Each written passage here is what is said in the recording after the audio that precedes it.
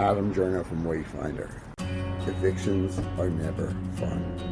Unfortunately, this morning we're going to be doing one. This means a loss on return of investment for our clients, but soon we'll be able to re-rent the apartment. You need to have everything ready to go on the morning of the eviction, which includes the locksmith, and behind me you're going to see the moving truck as well.